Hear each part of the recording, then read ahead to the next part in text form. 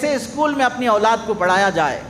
اچھے اسکول کا انتخاب صرف ایک تعلیمی مسئلہ نہیں ہے کہ ہمارے بچے کی پڑھائی ہے، بلکہ اچھے اسکول کا انتخاب ہماری قوم، مسلم قوم کی بقا، ملت اسلامیہ کی زندگی، ایمان کی حفاظت، آنے والی نسلوں کو دیندار یا دہریہ بنانے کا مسئلہ ہے۔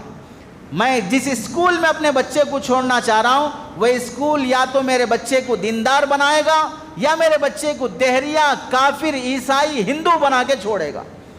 یہ سوچ کر مجھے اپنے بچے کے لیے اسکول کا انتخاب کرنا ہوگا۔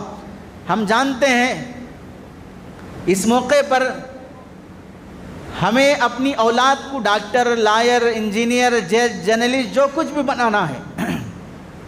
اس میں بنیادی سوال یہ ہے، کیا ہم میں سے کوئی شخص یہ چاہتا ہے میرا بچہ مسلمان ہے، نام اس کا عبداللہ، عبد الرحمن ہے، وہ ڈاکٹر بنے لیکن مسلمان باقی نہ رہے؟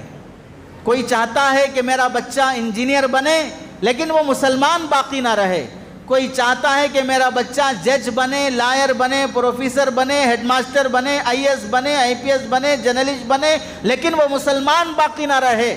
تو پھر اس کے اسکول کے انتخاب سے فیصلہ ہوگا کہ آپ چاہتے کیا ہیں۔ مسلمان پلس وہ ڈاکٹر بنے، مسلمان پلس وہ انجینئر بنے، مسلمان پلس وہ آئی پی ایس، آئی ایس بنے، تو پھر آپ کو ایک مسلم مینجمنٹ اسکول کا انتخاب کرنا پڑے گا۔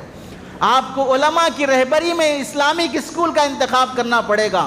آپ کو اس اسکول کے انتخاب کے ساتھ اپنے بچے کی دینی ذہن سازی اور دینی تربیت کی خاطر علماء سے جوڑ کر، مکاتب سے جوڑ کر اس بچے کو داخل کرنا پڑے گا۔ اس کے بغیر اگر آپ صرف ایجوکیشن پر توجہ دیتے ہوئے کسی بھی ایرے غیرے کے اسکول میں، چاہے وہ کتنا بھی بڑا فیس لینے والا ہو، کتنی بھی بڑی شہرت رکھتا ہو، ایڈمیشن کراتے ہیں تو مطلب یہ ہوگا میں میرے بچے کو صرف ڈاکٹر دیکھنا چاہتا ہوں، مسلمان دیکھنا نہیں چاہتا ہوں۔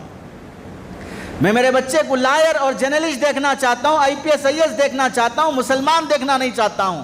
یا آپ کی زبان حال سے یہ پتہ چلتا ہے، آپ کے اسکول کے انتخاب سے اس بات کی علامت فراہم ہوتی ہے۔